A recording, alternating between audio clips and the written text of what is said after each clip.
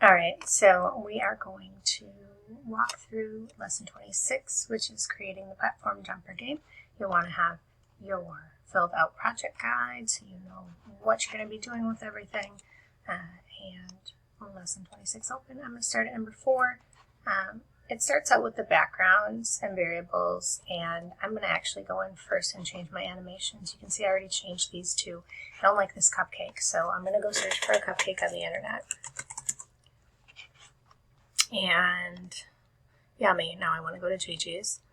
I want a cartoon one, and I want a transparent background. It's real. It's real. It's not a picture or a drawing. No. Like, oh, there we go. I got it again. All right.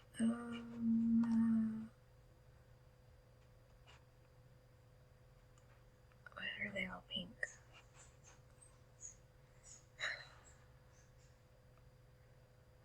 Oh, I do love these. They're so cute. That's not actually transparent, I can tell because it's all pixelated in the background. Boo. Alright, I'll just grab one of these instead of being super picky here. I'll use that one. I'm going to right click, save image as. Wait forever and a day till the box pops up. I'm going to give it a good name, so I'm just going to name it Cupcake because that's a good name. You'll notice it'll have a PNG at the end. That's how you know it's going to have that transparent background.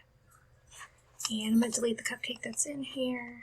And I'm going to upload that image. So I'm going to go in and find that cupcake. Oh, it's too big. That's a bummer. So there's one thing you can do. There's a website called resizeimage.net. You can upload your image here and go grab it. And then you can resize it. So I'm going to take it down. I can see the pixels here are huge. I'm going to go down to about 200-ish.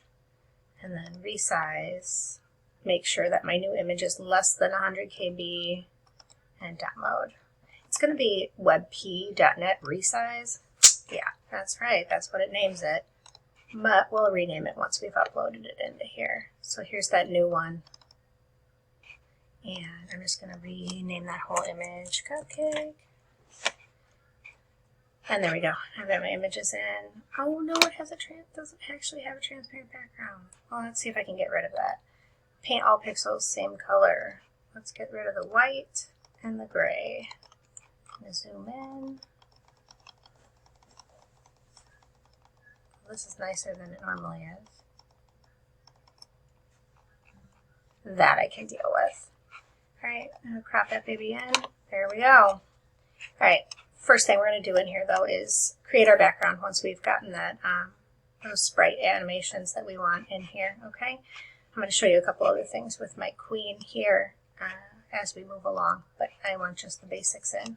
So for your background, you're going to use the sample that they had in there, so you could see that it had 2 different backgrounds. One was if the score was over 25, the other was if the score was under 25. So we're going to create, there's an empty function, I believe, in here already for you. I'll zoom this out here. Background 1 is already done for you. It looks like this. And there's background 2. So let's do this pretty simply. So when you want to change a background, I usually just copy and paste and then change the colors. So that one had that dark blue for the background, and then it had those random yellow stars. I'm going to change my background color to like a purple color. So I'm going to go and say HTML color names. Go here, and I'm going to look for, I'm going to do dark orchid.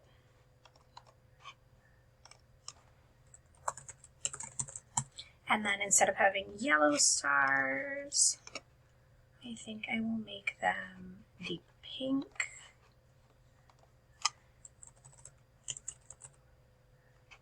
And here's another dark blue. That means that's going to have to be the dark orchid, because that's what's making that moon look like a half moon. I'm going to call background 2 right here. I want to see what it looks like. So I'm going to change this call from 1 to 2. Number lock is not on. There we go. Can't really see the stars. Who? I need a lighter color or a way darker color. I'm going to go with ghost white and see, or just regular white, and see if that works. Didn't like the deep pink white. Yeah, that works. I can do that. That's cool. Alright, I'm going to go back to calling just regular background 1 right here now that I know that it works.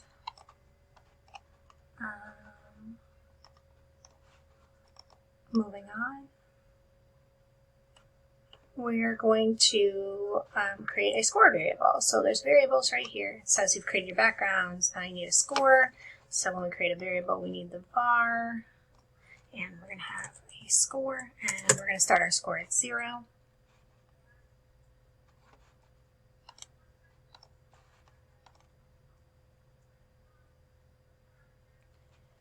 Now we're going to choose our background. So if you go inside the draw loop here, we're going to use an if statement, and we're going to say if score is less than, I might say, or equal to 25, I want background 1, else background 2.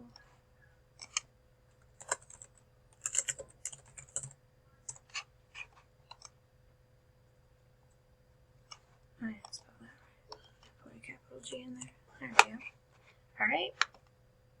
So we're going to change this code right here to 50 with a score and just make sure that that runs. Change it back to 0. Make sure it runs with the other background. Beautiful. So the scoreboard, we need to be able to actually see the score. So if we go down, there's a show score right here, but it's not called. Show score is always going to be the very last thing that you call. You have to call it after draw sprites or it will not show up over them. So show score, call that function. Now my score is showing up.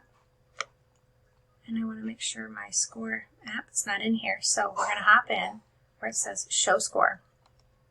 And then I want you to click after the quotes. I'll zoom in a little bit because this gets kind of tiny.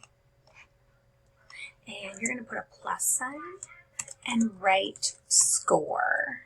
Exactly how you did in your variable, call it. That's our creation at the very top of the screen. So where you declared your variable minus a lowercase s, it needs to look like that.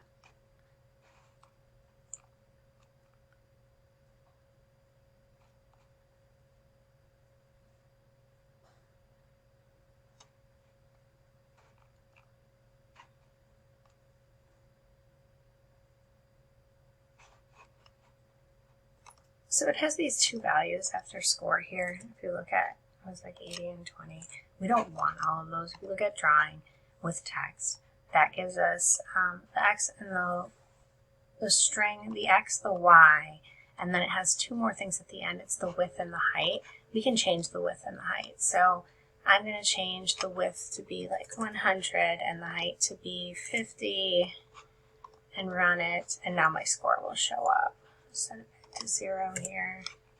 Sometimes you need to mess with that. You can also get rid of it. You don't really need it there, but that is an option. All right. Now we're going to create the platform sprite. So we're going to go into sprites, and right here we're going to create platform 1. And if you look at our sheet, platform 1 is going to start at 150, and it's going to have that cake platform. So I'll choose that animation and run it. Oh, that's big. All right, we're gonna have to scale that babe down. I'm gonna go with like 0.25. Yeah, accurate. You can make it a little bit bigger, but I like the games a little bit, like the pieces in it a little bit smaller. I think it gives it more playroom. You know that though, so. All right, now we do need to get it moving, and we said we were going to set that velocity to 3. So let's go to velocity y, because we're moving down the screen, and set that velocity y to a positive 3. There she goes. That's a little fast. We might need to change that. That's all right though. Alright, and we're going to add a second platform in here as well. All we're going to do is copy and paste this code and change where this sprite starts. So if you remember, platform 2, if you look at your sheet, is starting at 300, 350. There they are.